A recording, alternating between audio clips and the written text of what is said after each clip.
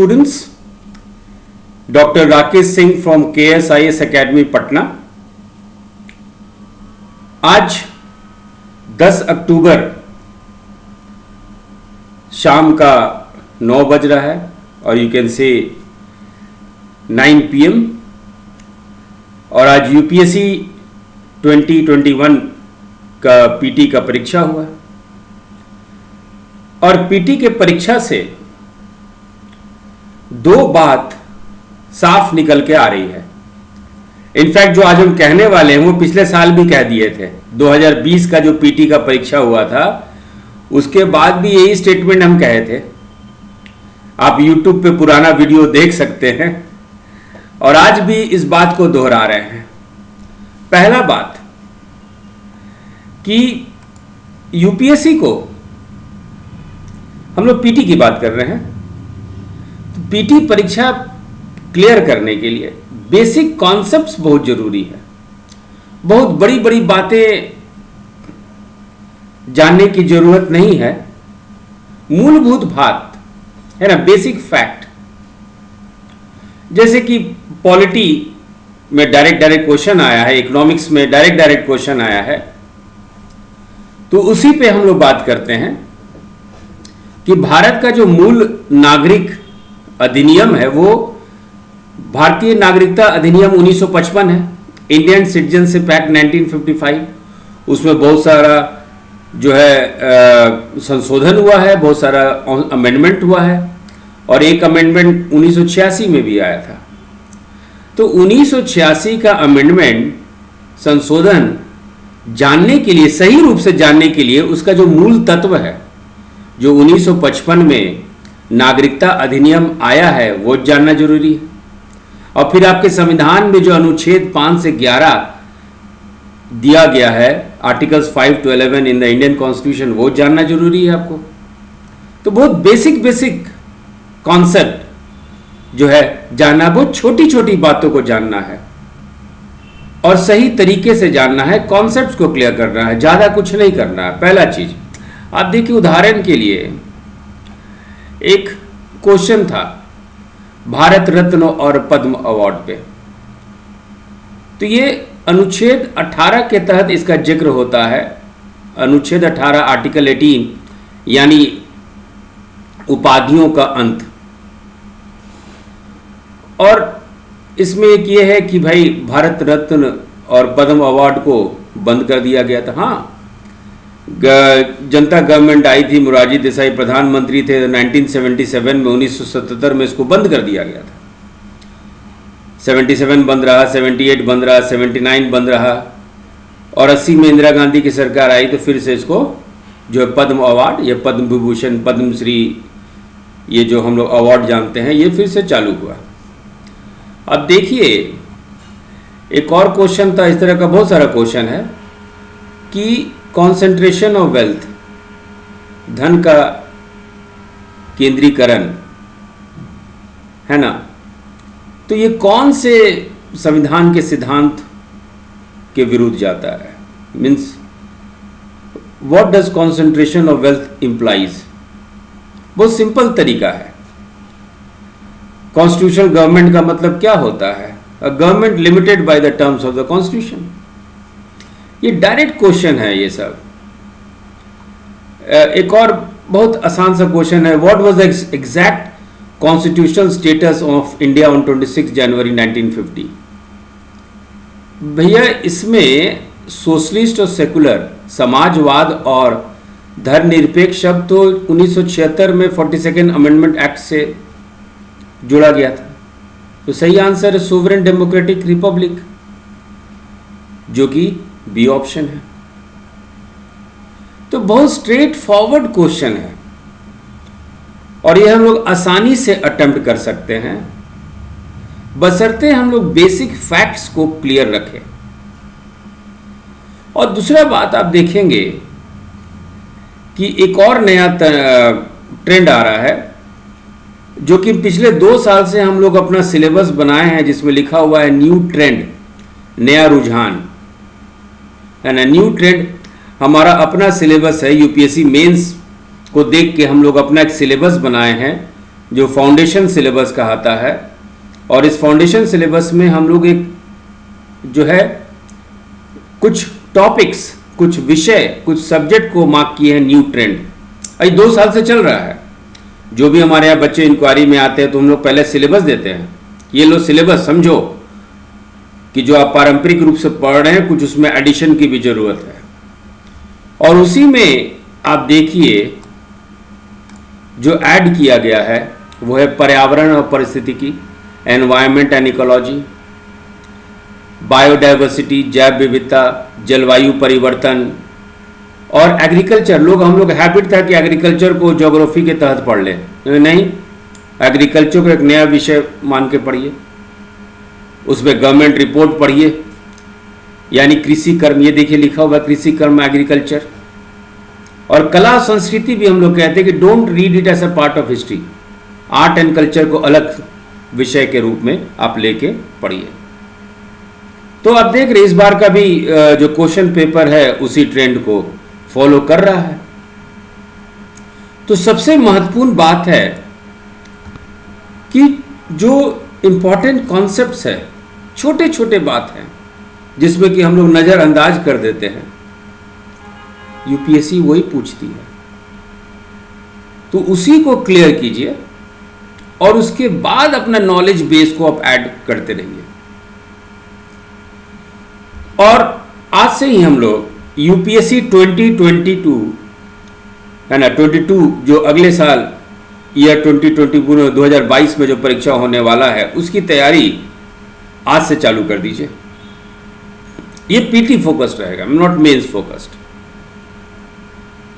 और आज ही हम लोग एक नया टॉपिक आपको, जो अवधारणा है, जो कॉन्सेप्ट है, जिसको कि इतिहास में आप प्रागइतिहास, आदि इतिहास और इतिहास, मतलब इतिहास में 3 विद्वान देखेंगे कि आपके भूतकाल को, आपके पास्ट को विद्वान जो हैं 3 भाग में बांटे हैं, प्रागइतिहास, आदि इतिहास और इतिहास।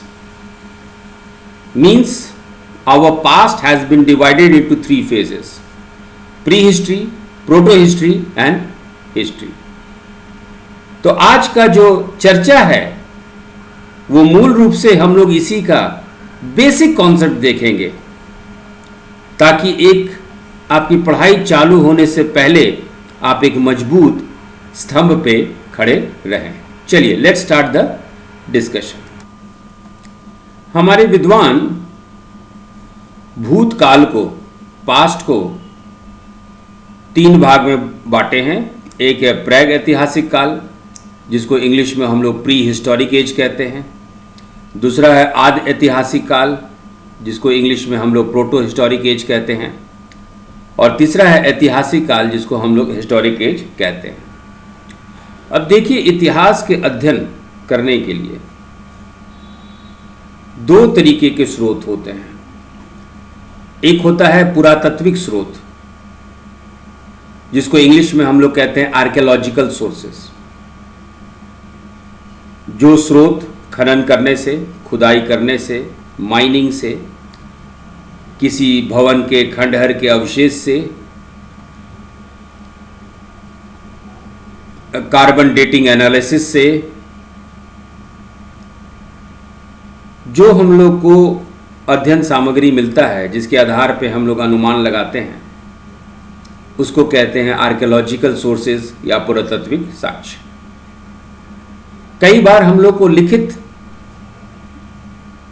दस्तावेज भी मिलता है या लिखित साक्ष्य मिलता है, रिटन मटेरियल मिलता है। कभी गुफा पे कुछ कुछ लिखा हुआ रहता है, कभी कभी अभिलेख होते हैं, इंस्क्रिप्शंस होते हैं, कॉपर प्लेट पे लिखा रहता है, कोई पत्ते पे कुछ लिखा हुआ मिलता है, कभी स्तंभ पे, खंबे पे, पिलर्स पे कुछ लिखा हुआ मिलता है। कुछ हमारे पर लोक कथाएं हैं, वीर कथाएं हैं, वीर गाथा, महाभारत, रामायण, गीता। तो इससे हम लोग भी अध्ययन करके अपना सामग्री निकालते हैं और इसको कहते हैं रिटन सोर्स या लिखित साक्ष्य। तो इतिहास के अध्ययन करने के लिए दो तरीके के साक्ष्य की जरूरत होती है। एक है पुरातात्विक स्रोत या साक्ष्य, इंग्लिश में बोलते हैं आर्कियोलॉजिकल सोर्सेस, और दूसरा होता है लिखित साक्ष्य, इंग्लिश में बोलते हैं रिटन सोर्स। और हमारे भूत को विद्वान जब 3 काल में विभाजित करते हैं तो उसका आधार क्या है? What is the basis of division of our past into 3 phases of pre, proto and historic age? तो उसको जरा हम लोग समझते हैं। अब देखिए, प्राग ऐतिहासिक काल या प्री हिस्टोरिक एज में हम लोग को पुरातात्विक साक्ष्य मिलता है। We come across archaeological sources कि कुछ हड्डियों के अवशेष मिले हैं, कुछ आपको गुफाओं में चित्रण मिला है, पत्थर के औजार मिले हैं, तो ये पुरातात्विक साक्ष्य मिलते हैं। लेकिन यहाँ पे लिखने पढ़ने का सभ्यता चालू नहीं हुई थी, तो we don't have any written source, लिखित साक्ष्य नहीं है। तो प्री हिस्टोरिक एज या प्राग ऐतिहासिक काल में आपको पुरातात्विक साक्ष्य मिलते हैं, न कि लिखित साक्ष्य। वही दूसरा है आद ऐतिहासिक काल, जिसको हम लोग इंग्लिश में प्रोटो हिस्टोरिक एज कहते हैं। इसमें आपको पुरातात्विक साक्ष्य मिलता है ना? इसमें आपको लिखित साक्ष्य भी मिलता है, लिखित साक्ष्य भी मिलता है, लेकिन इस रिटन सोर्स को हम लोग डेसिफर नहीं कर पाए हैं। इस लिखित साक्ष्य को हम लोग पढ़ नहीं पाए हैं। तो आद ऐतिहासिक काल में दोनों तरीके के स्रोत हैं, लेकिन लिखित सोर्स को हम लोग पढ़ नहीं पाए हैं, इसलिए उसको प्रोटो हिस्टोरिक एज या आद ऐतिहासिक काल में रखा जाता है। और तीसरा है ऐतिहासिक काल, हिस्टोरिक एज। इसमें आपको पुरातात्विक साक्ष्य भी मिले हैं, लिखित साक्ष्य भी मिले हैं, और लिखित साक्ष्य को पढ़ा भी गया है। तो मोटा मोटी broadly you can differentiate on the basis of sources. Means when you have literary source, then it is historic. When you have literary source and you can't read it, then it is proto-historic. And if you don't have a literary source, you have only archaeological source, then it is prehistoric. जब आपके पास सिर्फ पुरातात्विक साक्ष्य है, लिखित साक्ष्य नहीं है, तो प्रागैतिहासिक काल। जब आपके पास पुरातात्विक साक्ष्य भी हैं और लिखित साक्ष्य भी हैं, लेकिन लिखित साक्ष्य को आप पढ़ नहीं पाते हैं, तो वो आपका आद ऐतिहासिक काल या प्रोटो हिस्टोरिक एज है। और जब आप पुरातात्विक साक्ष्य भी है आपके पास और लिखित साक्ष्य भी है, और लिखित साक्ष्य को पढ़ा भी जा सकता है, उससे मतलब अर्थ निकाला जा सकता है, तो वो है आपका हिस्टोरिक एज। अब चलते हैं, हम लोग थोड़ा सा वर्णन कर लेते हैं कि आगे के अध्ययन के लिए आपके लिए बेस रहेगा। ठीक है, चलिए। प्राग इतिहास, प्री हिस्ट्री। हम लोग जरा 5 मिनट प्राग इतिहास के बारे में जरा समझ लेते हैं कि मुख्य रूप से इस समय हुआ क्या था। तो जैसा कि हम लोग चर्चा कर चुके हैं कि इतिहास के उस काल को प्राग इतिहास कहा जाता है। मानव इस समय अस्तित्व में थे, लेकिन लिखाई का कोई आविष्कार नहीं हुआ था।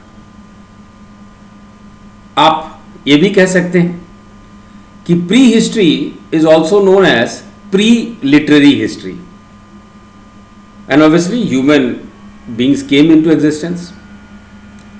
और हम लोग इस समय देखते हैं कि पत्थर को तोड़ तोड़ के उसका औजार बनाया जाता था, इसलिए इसको इस समय हम लोग पाषाण काल पढ़ते हैं, स्टोन एज पढ़ते हैं।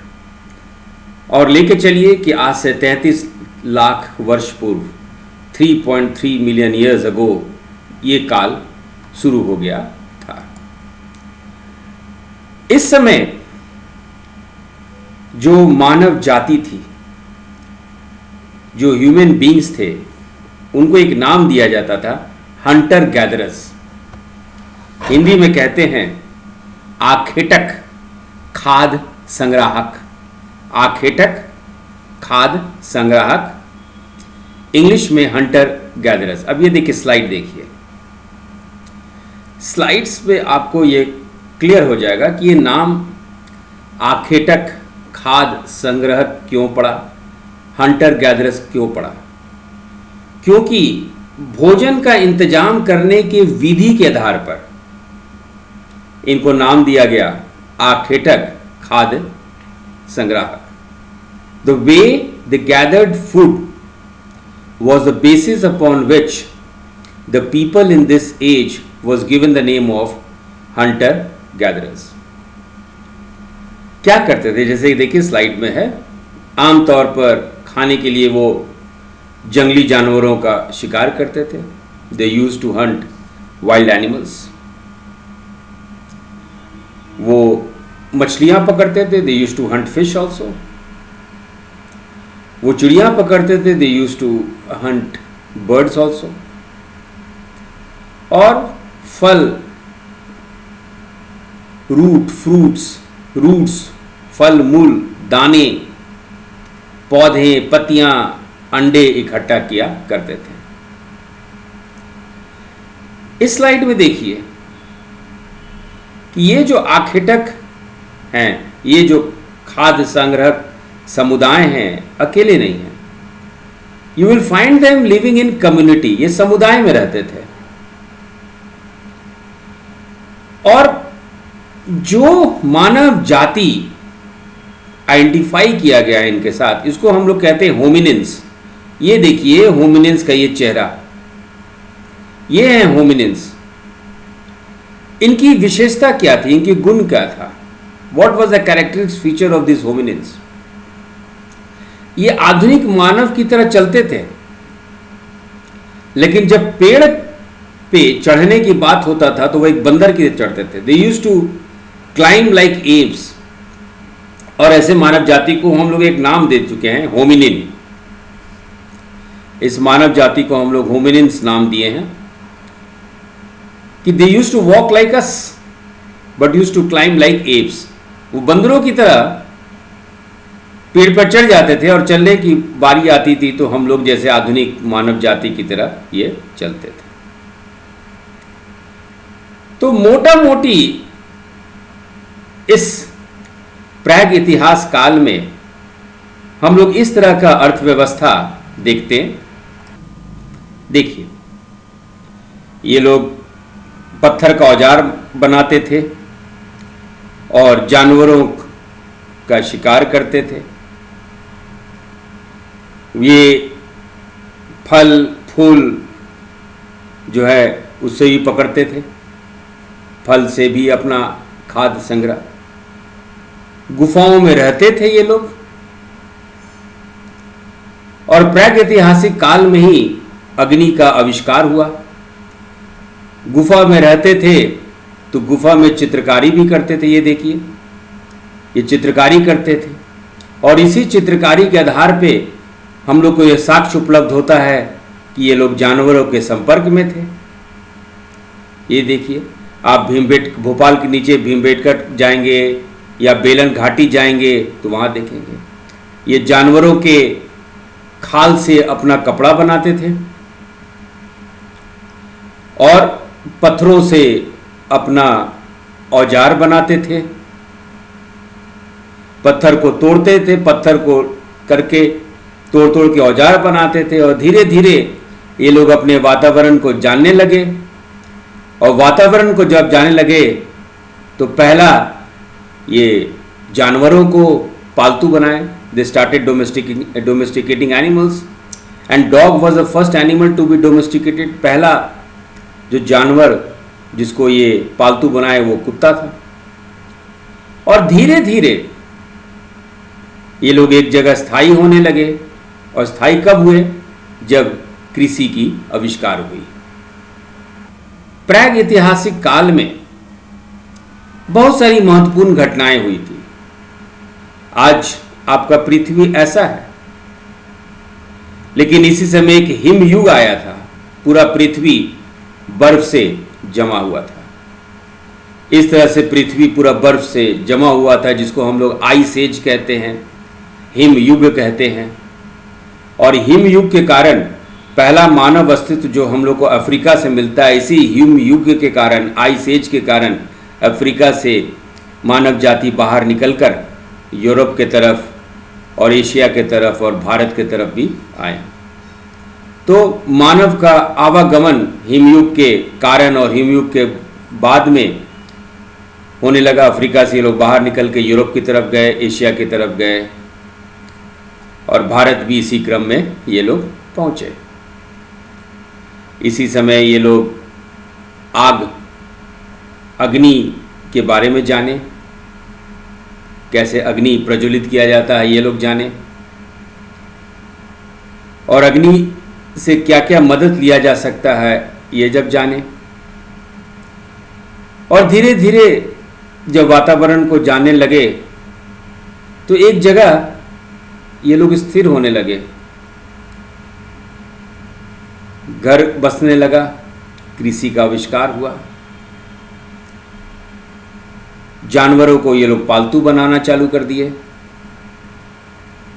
और dogs was the first animal to be domesticated, कुत्ता पहला जानवर था जिसको पालतू बनाया गया। इसके अलावा भी भेड़, बकरी, जानवरों को भी पालतू बनाना चालू कर दिया।